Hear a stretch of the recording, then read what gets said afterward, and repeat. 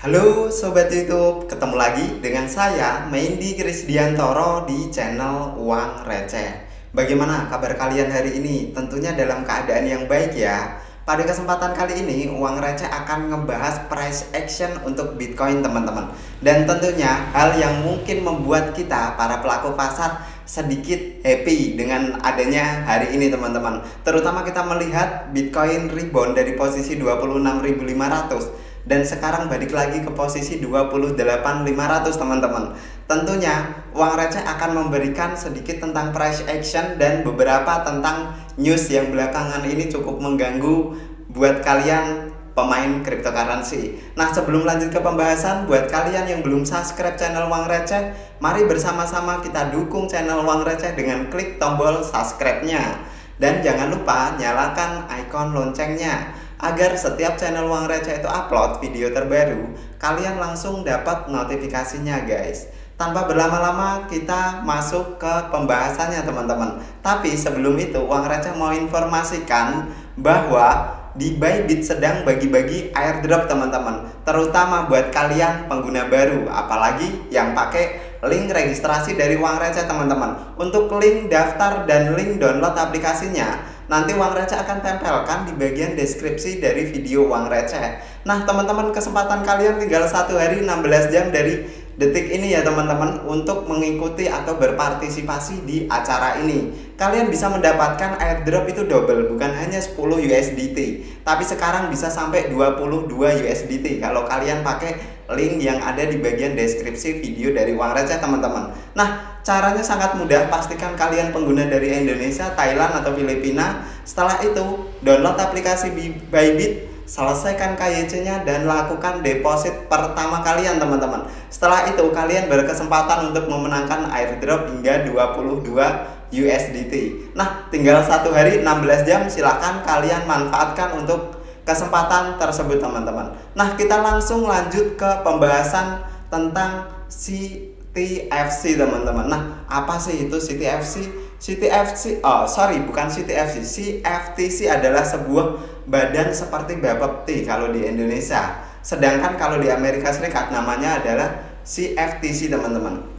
Nah, lembaga ini adalah lembaga yang sebenarnya itu menyelidiki atau bertugas atau mempunyai wewenang untuk mengamati komoditas perdagangan berjangka. Ya, mirip-mirip kayak Bapepti lah kalau secara tugasnya teman-teman. Nah, sekarang itu gosipnya lagi-lagi ada FAD nih yang menerpa dunia cryptocurrency, yaitu FAD yang menerpa Sisi atau Changpeng Zhou, yaitu CEO-nya Binance teman-teman. Nah, si Sisi itu diduga melakukan yang namanya insider trading teman-teman. Nah, tentunya kita sama-sama tahu insider trading bagi sebuah penyelenggara atau pemilik platform pertukaran mata uang itu tidak boleh.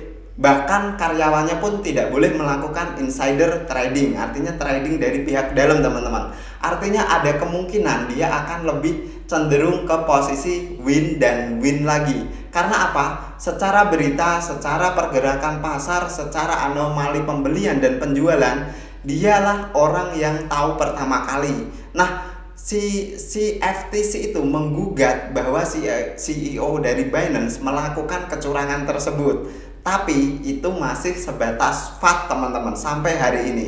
Nah, kalian bisa lihat berita lengkapnya dimanapun kalian di internet cari si FTC itu menggugat Binance, itu akan langsung muncul teman-teman. Dan berita ini sudah, kalau menurut Uang Receh pribadi, kalau kita lihat dari sosok si FTC-nya, ini merupakan hal yang bagus. Artinya Bapepti punya Amerika sana itu mengawasi perdagangan berjangka di sana. Dan tentunya keamanan konsumen itu menjadi priority bagi si FTC teman-teman. Tapi di sisi lain, kalau mereka menggugat Binance tanpa tuduhan atau dengan tuduhan yang tidak jelas, artinya itu merugikan buat kita bagi pelaku atau pemain di pasar cryptocurrency teman-teman. Nah, menanggapi hal tersebut, si Sisi tentunya langsung memberikan respon atau langsung memberikan pendapat teman-teman. Nah, untuk beberapa pendapatnya silahkan kalian nanti kunjungin langsung untuk Twitter dari Sisi. Silahkan kalian bisa cek teman-teman. Kurang lebih di sini Sisi itu merespon hal ini dengan 4 sebutan teman-teman. Di mana yang pertama adalah Binance adalah global exchange non US pertama yang mendapatkan lebih dari 16 lisensi dan menerapkan KYC teman-teman. Artinya Binance Global sama Binance US itu terpisah, itu yang pertama. Jadi di Amerika Serikat sana ada kebijakan yang namanya kalau warga negaranya berinvestasi di platform sesuatu, itu dananya tidak boleh dibawa keluar. Maka ada yang namanya Binance US, itu adalah Binance yang menampung semua warga negara Amerika Serikat teman-teman. Dan di poin pertama Sisi itu sudah menempatkan keamanan atau sebuah KYC yang sangat komprehensif dibanding platform yang lain. Tentunya dia memblok setiap IP, setiap KYC yang datang dari negara Amerika Serikat, baik yang melalui VPN atau apapun teman-teman. Artinya mereka hanya bisa bermain, mereka bisa trading hanya di platform Binance US. Di Binance Global mereka tidak bisa teman-teman. Itu yang pertama menjadi bantahan dari Sisi terhadap gugatan dari CFTC. Nah, bantahan yang kedua Sisi soal insider trading. Di sini Sisi menjelaskan dia hanya punya 2 akun, bukan 300 akun atau berapa akun yang selama ini diberitakan teman-teman. Kurang lebih kemarin beritanya ada 300 akun kurang lebih. Nah, Sisi membantah semua itu dan Changpeng Zhou hanya punya 2 akun. Nah, 2 akun itu yang pertama adalah untuk hold crypto miliknya. Dan yang kedua adalah Binance Card punya dia untuk berbelanja atau untuk memenuhi kebutuhan sehari-hari teman-teman. Layaknya seorang pengusaha atau CEO, setiap dia punya kebutuhan, dia butuh yang namanya card, ya semacam debit card lah, yang berisi asetnya dia atau mungkin penghasilannya dia dari Binance. Dan itu dia gunakan hanya 2 itu, yang satu buat hold, yang satu buat memenuhi kebutuhannya. Itu bantahan Sisi yang kedua teman-teman. Terus bantahan Sisi yang ketiga, Sisi tidak pernah melakukan trading baik di pasar futures serta ikut launchpad teman-teman. Nah, ini bantahan tentang insider trading juga. Seorang penyelenggara kalau dia ikut di pasar futures, perdagangan kontrak ataupun launchpad koin baru yang baru muncul, dia akan dapat pemberitaan segalanya lebih awal. Artinya kalau Sisi ikut, Sisi bukan hanya jadi super kaya teman-teman, bahkan bisa ultra kaya karena dia tahu informasi lebih awal ketimbang kita para pelaku pasar. Itu yang pertama. Itu bantahan Sisi yang ketiga, dia tidak pernah ikut di trading futures ataupun di launchpad. Nah, bantahan yang keempat teman-teman ini tentang karyawan Binance. Nah, Sisi juga memperlakukan peraturan yang sangat ketat untuk para karyawannya. Pertama, Sisi tidak mau karyawannya itu melakukan trading selama 90 hari setelah pembelian teman-teman.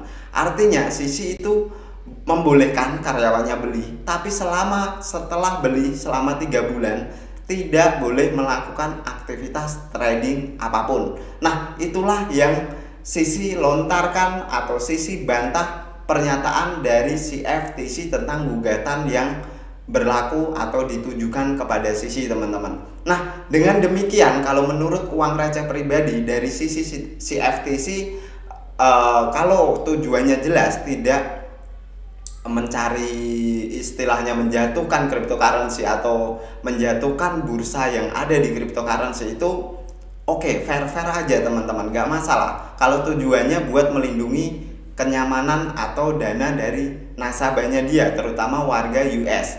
Tapi kalau itu gugatan yang tanpa arah, kalau menurut uang receh perlu dicek dan dicek lagi oleh CFTC teman-teman. Nah, selain itu mari kita bahas untuk price action dari Bitcoin teman-teman. Nah, di sini uang receh gunakan time frame 1 jam aja ya teman-teman, biar lebih clear untuk price actionnya. Di sini uang receh itu menerima atau sedikit mengerti bahwa ada pola yang cukup aneh terbentuk di range harga antara 26.500 sampai 28.500 teman-teman.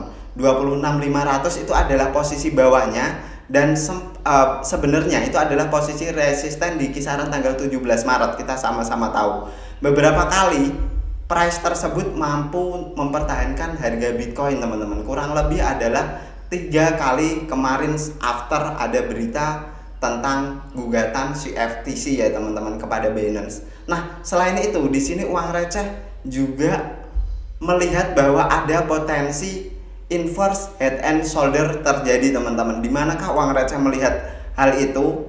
Di sini uang receh akan coba cek ada kemungkinan atau probabilitas harga Bitcoin itu bisa naik ke area mana teman-teman. Nah, di sini kita melihat ada yang namanya inverse head and shoulders.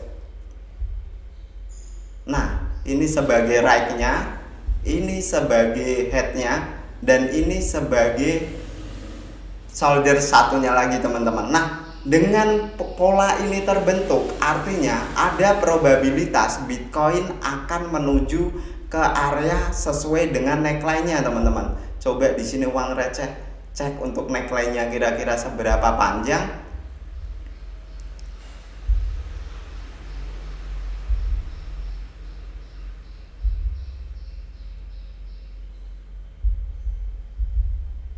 Nah, teman-teman, di sini uang receh melihat bahwa ada potensi pergerakan Bitcoin kalau tidak terdeadline lagi di posisi 28.500, ada potensiali Bitcoin akan menuju ke posisi 30.600 teman-teman, dari potensi inverse head and shoulder yang sudah ada. Nah, tapi sama-sama kita tahu di sini hal pertama yang perlu Bitcoin lakukan adalah breakout dari posisi 28.500, di mana kita sama-sama mengetahui 1, 2, 3, 4, bahkan 5 kali kalau ini belum mampu berhasil breakout dari posisi resisten pada bulan Mei atau bulan Juni tahun 2022, Bitcoin akan kembali terkoreksi lagi teman-teman. Dan untuk koreksinya bisa aja mampir ke posisi bawah lagi di sekitaran 26.500 atau bahkan kembali ke posisi 25.500-an atau menyentuh sekitar moving average 200 untuk weekly-nya teman-teman. Nah, harapannya uang receh sendiri Bitcoin mampu break dari area 28.500 dan meneruskan potensinya ke level 30.500 teman-teman. Ini berkaca dari inverse head and shoulder yang mulai terbentuk di pattern Bitcoin teman-teman. Nah, sekian dulu untuk penjelasan uang receh pada kesempatan kali ini. Buat kalian yang tertarik bisa dibantu subscribe channel uang receh dan infokan ada sesuatu yang cukup oke dari analisis uang receh teman-teman. Nah, sebelum uang receh akhiri untuk video kali ini, sekali lagi uang receh ingatkan kalian masih berkesempatan untuk mendapatkan airdrop dari Bybit senilai 22 USDT sampai 1 hari 16 jam dari saat ini teman-teman. Tentunya kalian harus daftar dulu, kalian harus KYC dulu, dan tentunya melakukan deposit yang pertama kali. Nah, see you on the next video.